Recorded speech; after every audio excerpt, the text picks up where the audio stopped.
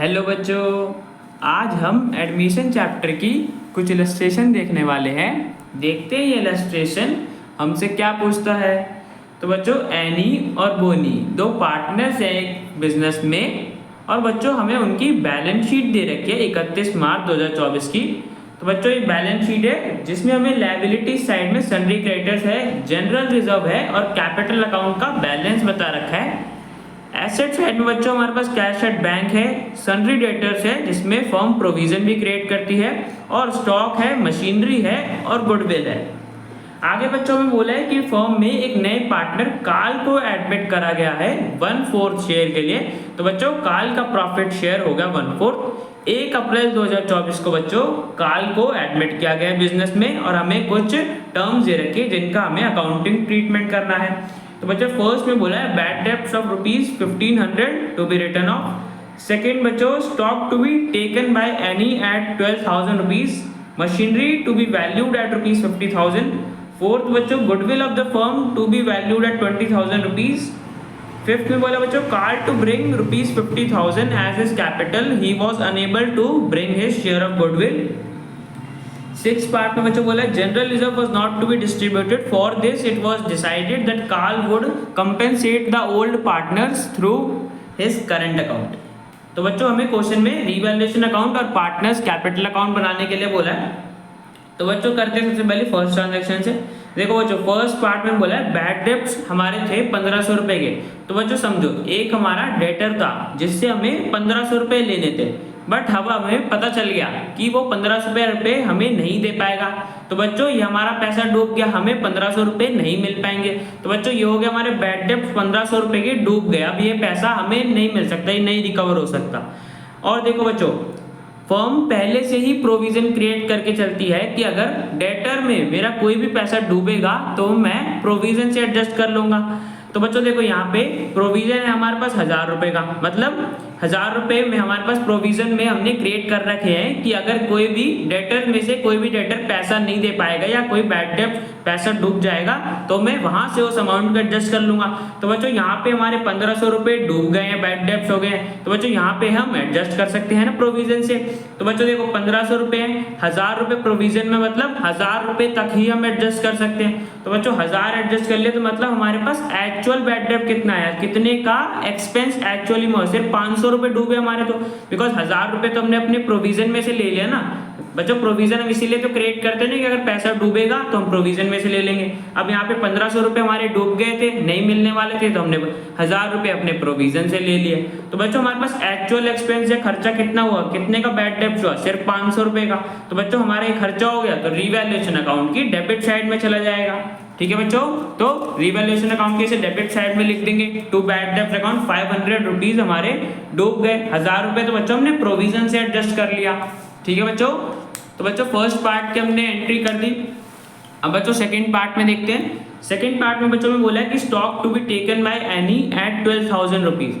Any ने stock ले लिया 12,000 रुपए में। तो बच्चों देखो स्टॉक हमारे पास है कितने का, 10,000 रुपए का था, बट एनी ने उसे 12,000 रुपए में लिया है। तो बच्चों इसने तो 2,000 एक्स्ट्रा में लिया। इसका मतलब क्या है कि हमारे स्टॉक की वैल्यू बढ़ गई। अब बच्चों स्टॉक एसेट है, जब भी एसेट की वैल्यू बढ़ती है तो रिवैल्यूएशन अकाउंट के क्रेडिट साइड में लिखते हैं। तो बच्चों यहाँ पे 2,000 रुपए से हमारे स्टॉक की वैल्यू बढ़ गई तो इसे रिवैल्यूएशन अकाउंट के क्रेडिट साइड में पोस्ट कर देंगे। तो बच्चों देखो क्रेडिट साइड में लिख देंगे बाय स्टॉक अकाउंट 2,000 रुपीज, हमारे स्टॉक की वैल्यू बढ़ गई थी। ठीक है बच्चों, तो सेकंड पार्ट की भी हमने एंट्री कर दी। थर्ड पार्ट में बच्चों में बोला है कि machinery to be valued at ₹50,000। Machinery की बच्चों वैल्यू 50,000 है। और बच्चों बैलेंस शीट में देखो, बैलेंस शीट में हमारी मशीनरी की वैल्यू दे रखी है 60,000, बट जब उसे रीवैल्यू करा गया है तो उसकी वैल्यू 50,000 आई है। तो बच्चों मशीनरी की वैल्यू हमारी घट गई, पहले 60,000 थी, अब घट के 50,000 हो गई। अब बच्चों मशीनरी एसेट है, जब भी एसेट की वैल्यू डिक्रीज होती है, फॉल होती है, तो हम रिवैल्यूएशन अकाउंट के डेबिट साइड में लिखते हैं। ठीक है बच्चों, तो मशीनरी की हमारे यहाँ पे वैल्यू गिर गई, 10,000 रुपए से कम हो गई मशीनरी की वैल्यू। तो बच्चों इसको हम रिवैल्यूएशन अकाउंट के डेबिट साइड में लिख देंगे। ठीक है बच्चों, एसेट की जब भी वैल्यू कम होती है तो हम रिवैल्यूएशन अकाउंट के डेबिट साइड में लिखते हैं। तो डेबिट साइड में लिख देंगे टू मशीनरी अकाउंट 10,000 रुपीज। ठीक है बच्चों, तो इस केस में हमने जनरल एंट्री पास कर दी। आगे बच्चों फोर्थ पार्ट में बोला है कि गुडविल की वैल्यू है 20,000 रुपीज। फिफ्थ पार्ट भी देख लेते हैं बच्चों, दोनों की एंट्री साथ में कर लेंगे। फिफ्थ पार्ट में बच्चों बोला है कि कार्ल 50,000 रुपीज लेके आएगा कैपिटल के, और जितना भी उसका गुडविल का शेयर है वो नहीं ला पाएगा। बच्चों में बोला हुआ है he was unable to bring his share of goodwill, वो अपना गुडविल का शेयर नहीं ला पाएगा। तो बच्चों मैंने बताया हुआ है जब भी कोई भी न्यू पार्टनर गुडविल का शेयर नहीं ला पाता तो हम उसके करंट अकाउंट से ले लेते हैं, उसके करंट अकाउंट को डेबिट कर देते हैं। तो बच्चों इस केस में भी हमारा कार्ल न्यू पार्टनर अपना गुडविल का प्रीमियम फॉर गुडविल का शेयर नहीं ला पा रहा, तो हम उसके करंट अकाउंट को डेबिट कर देंगे। ठीक है बच्चों, तो बच्चों इसका निकाल लेते हैं कि इसका गुडविल का शेयर कितना होगा, उसी अमाउंट से तो डेबिट करेंगे ना इसके करंट अकाउंट में। तो बच्चों देखो गुडविल की हमारे पास वैल्यू 20,000 है और कार्ल का प्रॉफिट में शेयर 1/4 है, तो यहाँ से हम कार्ल का शेयर गुडविल में निकाल लेंगे। तो बच्चों मल्टीप्लाई कर देंगे 1/4 मल्टीप्लाई 20,000, तो बच्चों हमारे पास आगे कार्ल का शेयर 5,000 रुपये, मतलब कार्ल का गुडविल में शेयर 5,000 रुपये था। कार्ल को 5,000 रुपये लेके आना था कंपेंसेशन के लिए, किसको देने के लिए बच्चों, सैक्रिफाइसिंग पार्टनर्स को, एनी और बोनी को, बिकॉज एनी और बोनी ने सैक्रिफाइस करा होगा। देखो बच्चों हमें कुछ बता नहीं रखा कि कार्ल को किसने शेयर दिया, एनी ने दिया या बोनी ने दिया है, किस रेशियो में दिया है। तो बच्चों मैंने बताया हुआ है जब भी कोई इन्फॉर्मेशन ना हो तो मान के चलते हैं कि दोनों पार्टनर्स ने अपनी ओल्ड प्रॉफिट शेयरिंग रेशियो में दिया है, और बच्चों हमें एनी और बोनी की ओल्ड प्रॉफिट शेयरिंग रेशियो भी नहीं बता रखी, तो हम अज्यूम करके चलेंगे कि दोनों पार्टनर्स इक्वल रेशियो में प्रॉफिट शेयर करते हैं। तो बच्चों इनकी इक्वल ही होगी sacrificing ratio, because equal ratio में दोनों पार्टनर्स ने शेयर दिया होगा न्यू पार्टनर कार्ल को, मतलब कार्ल को 1/4 शेयर एनी और बोनी ने इक्वल रेशियो में दिया होगा। तो बच्चों इक्वली होगी हमारी सैक्रिफाइसिंग रेशियो। तो कार्ल 5,000 रुपये लेके आना था बट वो नहीं लेके आ पाया, अनेबल है, तो मैंने बताया उसके करंट अकाउंट को डेबिट कर देंगे, उसके करंट अकाउंट से ले लेंगे। तो बच्चों करते हैं इस केस की भी एंट्री। देखो बच्चों सबसे पहले तो हमारे कैपिटल अकाउंट में बैलेंस आ जाएगा। ठीक है बच्चों, 45,000 एनी का था, 40,000 बोनी का था, और बच्चों बैंक अकाउंट में 50,000 रुपीज कार्ल लेके आ रहा था। कार्ल कैपिटल के 50,000 रुपीज लेके आ रहा था और 5,000 रुपए उसे गुडविल के लेके आने थे, बट वो नहीं लेके आ पाया, अनेबल था। तो बच्चों बाय कार्ल्स करंट अकाउंट हम डेबिट कर देंगे कि कार्ल के करंट अकाउंट हमने ले लिया, और बच्चों मैंने बताया 5,000 का अमाउंट था जिसे हम सैक्रिफाइसिंग रेशियो मतलब इक्वल रेशियो में ट्रांसफर कर देंगे हम सैक्रिफाइसिंग पार्टनर के कैपिटल अकाउंट में।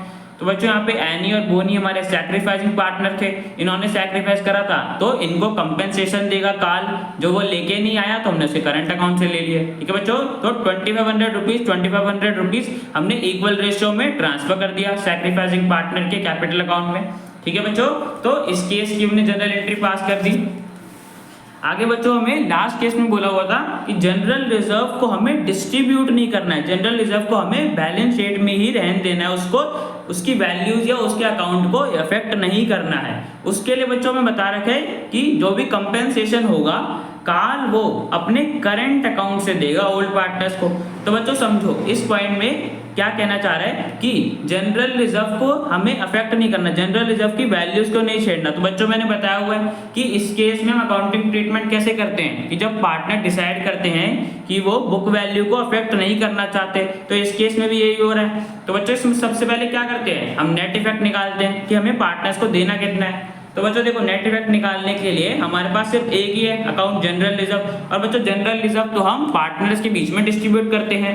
तो बच्चों जनरल रिजर्व मिलेगा पार्टनर्स को, मतलब नेट इफेक्ट हमारा पॉजिटिव है बिकॉज मिलेगा ना पार्टनर्स को, तो नेट इफेक्ट में हमारे पास 15,000 आ गया। अब बच्चों नेट इफेक्ट पता है तो हम यहाँ से सैक्रिफाइस या प्रॉफिट निकालेंगे कि कौन सा पार्टनर सैक्रिफाइस कर रहा है या प्रॉफिट कर रहा है। तो बच्चों देखो सैक्रिफाइस और प्रॉफिट के बारे में तो हमें पता ही है कि एनी और बोनी सैक्रिफाइस कर रहे हैं बिकॉज उन्होंने ही तो प्रॉफिट में शेयर दिया है ना कार्ल को, तो एनी और बोनी तो हमारे सैक्रिफाइसिंग पार्टनर्स थे। अभी हमने गुडविल कंपेंसेट करा था तो एनी और बोनी सैक्रिफाइसिंग पार्टनर हो गए, मतलब एनी और बोनी सैक्रिफाइस कर रहे हैं और कार्ल बच्चों गेन कर रहा है, कार्ल को तो बच्चों प्रॉफिट में शेयर मिल रहा है 1/4, तो बच्चों कार्ल हमारा गेनिंग पार्टनर हो गया, एनी और बोनी सैक्रिफाइसिंग पार्टनर हो गए। तो बच्चों देखो सैक्रिफाइसिंग पार्टनर को कंपेंसेशन मिलेगा ना, बिकॉज उसका प्रॉफिट में शेयर सैक्रिफाइस हो गया, कम हो गया। तो बच्चों एनी और बोनी दोनों को कंपेंसेशन मिलेगा। और कौन देगा? काल देगा, बिकॉज काल गेन कर रहा है, काल का प्रॉफिट में शेयर बढ़ गया है। तो बच्चों मुझे करंट अकाउंट को डेबिट करने के लिए बोला है क्वेश्चन में, तो मुझे करंट अकाउंट को डेबिट कर देंगे। और बच्चों गेन कितना कर रहा था काल? 1/4 उसको शेयर मिला था। 1/4 हम निकाल लेंगे कि जनरल रिजर्व मतलब हमारा नेट इफेक्ट आया था उसका निकाल लेंगे कि कितना काल को कंपेंसेशन देना है। बच्चों 15,000 मल्टीप्लाई 1/4 करेंगे तो हमारे पास आ जाएगा कि काल को 3,750 रुपीज कंपेंसेशन देना है। ठीक है बच्चों।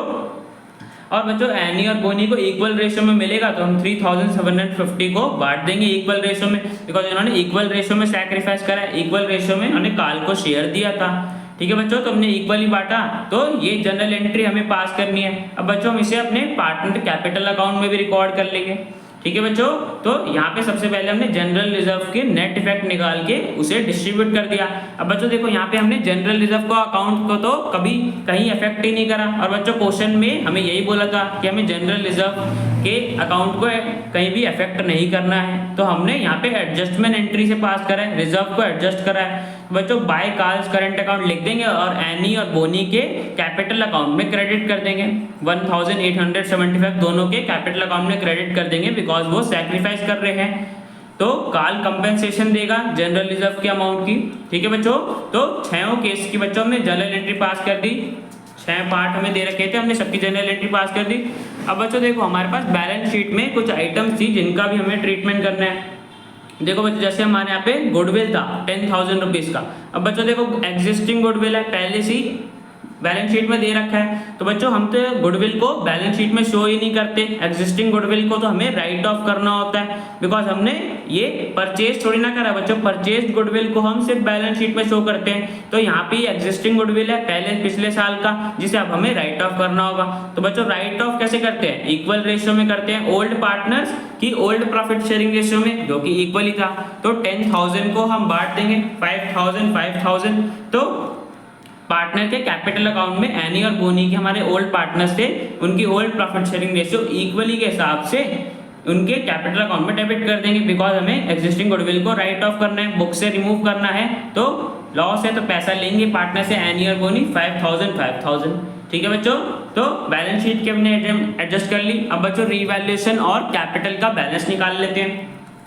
बच्चों देखो रिवैल्यूएशन अकाउंट में हमने सारी आइटम्स पोस्ट करके हमारे पास डेबिट साइड का टोटल बड़ा आ रहा है 10,500 आ रहा है, तो वही क्रेडिट साइड लिख देंगे। और बच्चों डेबिट साइड का टोटल बड़ा आ रहा है तो इसका मतलब क्या है कि पार्टनर वो रिवैल्यूएशन में लॉस हो रहा है। तो बच्चों यहाँ पे हम स्टॉक का 2,000 माइनस कर देंगे तो हमारे पास आ जाएगा रिवैल्यूएशन में कितना लॉस हुआ है। 8,500 रुपीज का बच्चों लॉस हुआ है रिवैल्यूएशन के टाइम पे।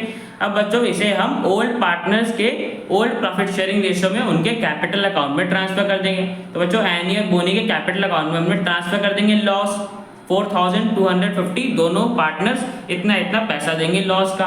तो बच्चों उनके कैपिटल अकाउंट में भी डेबिट कर देंगे, तो टू रिवैल्यूएशन अकाउंट लिख देंगे डेबिट साइड में 4,250 दोनों के अकाउंट में। ठीक है बच्चों, और बच्चों देखो गुडविल का हमने कर दिया, रिवैल्यूएशन कर दिया। और बच्चों याद करो कि एनी ने स्टॉक लिया था ना 12,000 रुपीज में स्टॉक लिया था, तो बच्चों इतनी हमारी लायबिलिटी कम हो गई। अब हमें एनी को 12,000 रुपए कम देने हैं बिकॉज उसने स्टॉक ले लिया। बच्चों लायबिलिटी कम हो रही है तो कैपिटल अकाउंट में डेबिट कर देंगे टू स्टॉक अकाउंट 12,000। ठीक है बच्चों, अब बच्चों टोटल देखेंगे तो हमारे पास क्रेडिट साइड का टोटल बड़ा आ रहा है तो वही डेबिट साइड में लिख देंगे। और बच्चों यहाँ से हम बैलेंस निकाल लेंगे कि अगले साल के लिए ओपनिंग बैलेंस क्या होगा।